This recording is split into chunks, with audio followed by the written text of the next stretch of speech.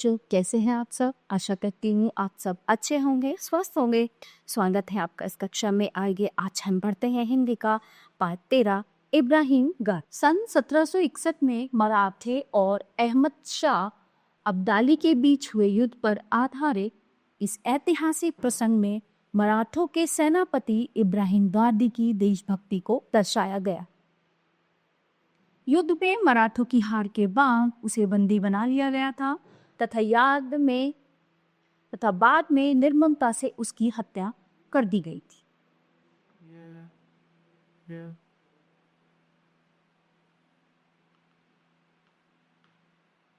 सन 1761 में पानीपत के युद्ध में अहमद शाह अब्दाली से मराठे हार गए।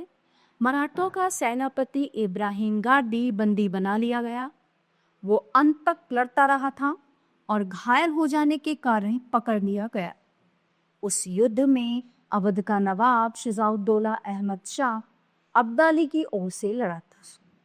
ठीक है, घायल इब्राहिम गारदी को शुजाउद्दौला के खेमे में जो अफगान शाह अब्दाली की छावनी के भीतर ही था पकड़कर रख लिया। अब्दाली को इब्राहिम के नाम से ही घृणा थी। इब्राहिम के पकड़े जाने और शुजाउद्दौला के खेमे में होने का समाचार उसको मिल गया था, इसलिए उसने इब्राहिम को अपने सामने पेश किए जाने के लिए शुजाउद्दौला के पास दूत भेजा। ठीक है, शुजाउद्दौला इब्राहिम की उपस्थिति से इनकार न कर सका। उसने अनुरोध किया, इब्राहिम काफी घायल हो गया है, अच्छा हो जाने पर पेश कर दूंगी। मतलब उसको जो घायल है उसको ठीक होने पर मैं आपके सामने पेश कर दूंगा। दूत ने अपने शाह का संदेश प्रकट किया, उसको हर हालत में इसी पल अम्मा होगा। शुजाउद्दौला का प्रतिवाद क्षीण पड़ गया और फिर भी उसने कहा, इब्राहिम मराठों के 10,000 सिपाहियों का सेनापति था। इस समय वह घायल पड़ा हुआ है, कम से कम इस वक्त तो उसे नहीं बुलाना चाहेंगे। दूत नहीं माना। उसको अहमद शाह अब्दाली का स्पष्ट आदेश था। शुजाउद्दौला को उसके आदेश का पालन करना पड़ा।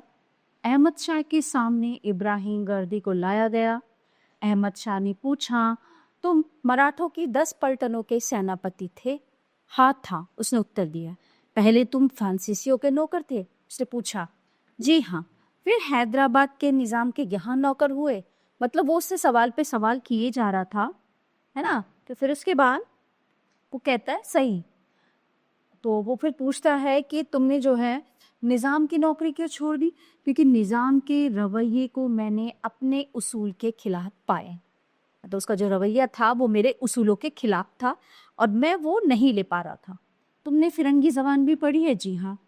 मुसलमान होकर तुमने फिरंगी मतलब अंग्रेजी तो जवान पढ़ी क्यों? फिर मराठों की नौकरी की? खैर, अब तक जो कुछ तुमने किया उस पर तुमको तौबा करनी चाहिए और तुमको शर्म आनी चाहिए, है ना। तो एक मुस्लिम होने की वजह से बोला। घाव की परवाह न करते हुए इब्राहिम बोला, तौबा और शर्म? आप क्या कहते हैं अफगान शाह? आपके देश में अपने मुल्क से मोहब्बत करने और उस पर जान देने वाले को क्या तौबा करनी पड़ती है और क्या उसके लिए सिर नीचा करना पड़ता है? जानते हो तुम इस वक्त किसके सामने और किससे बात कर रहे हो? अहमद शाह ने कठोर वाणी में कहा।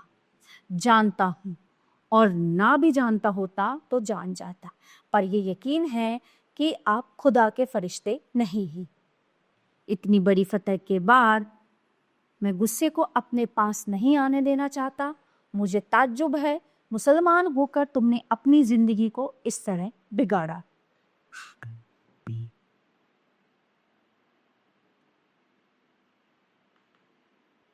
तब आप ये जानते हो ही नहीं कि मुसलमान कहते किसका।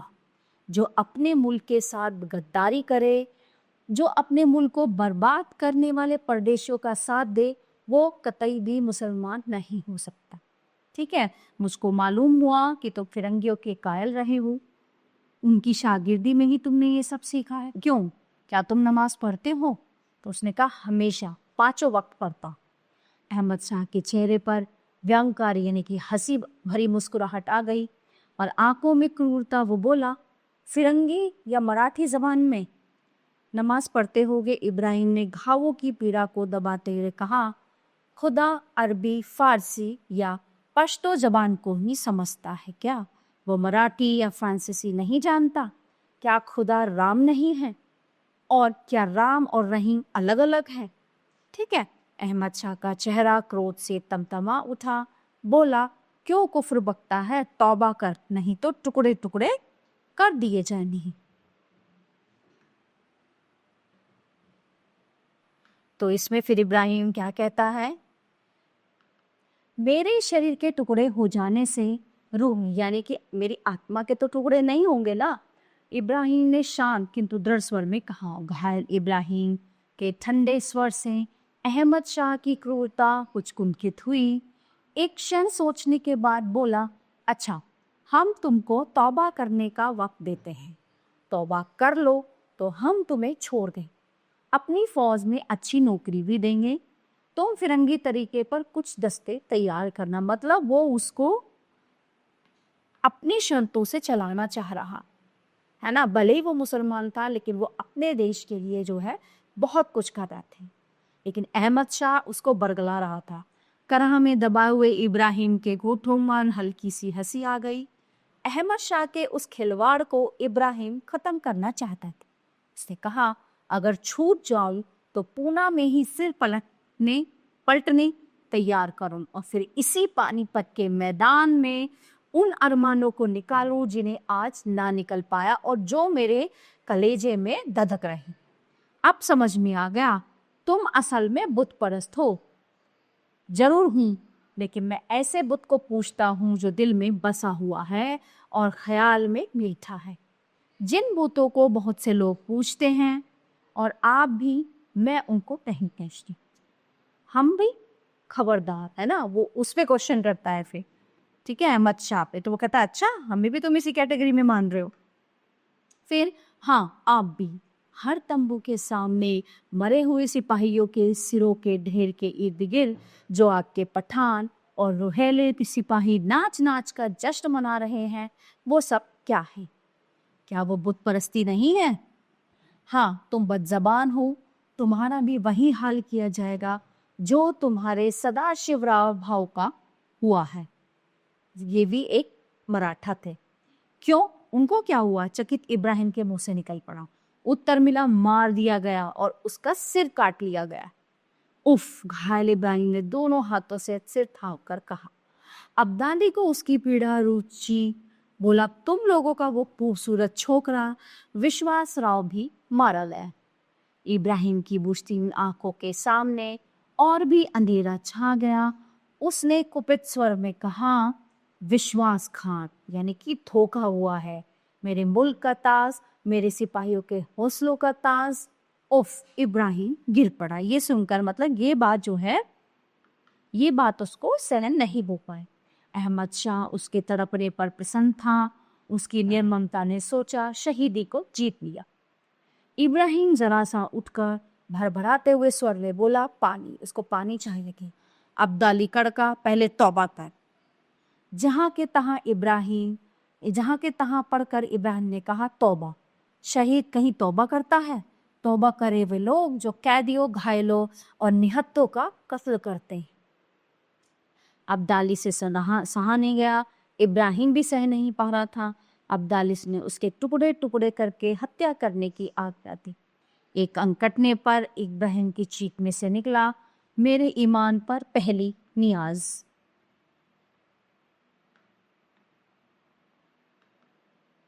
दूसरे शील स्वर में निकला, हम हिंदू मुसलमानों की मिट्टी में से ऐसे सूरमा पैदा होंगे जो वहशियों और जालिमों का नामो निशान मिटाते हैं।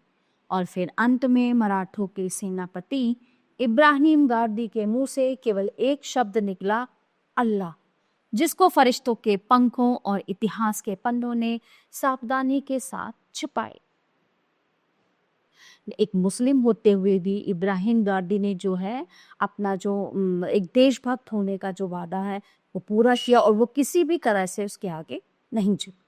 प्यारे बच्चों, ये पाठ यहीं पर समाप्त होता है। आशा करती हूँ आपको अच्छे से समझ आया होगा। मिलते हैं अगली कक्षा में। धन्यवाद।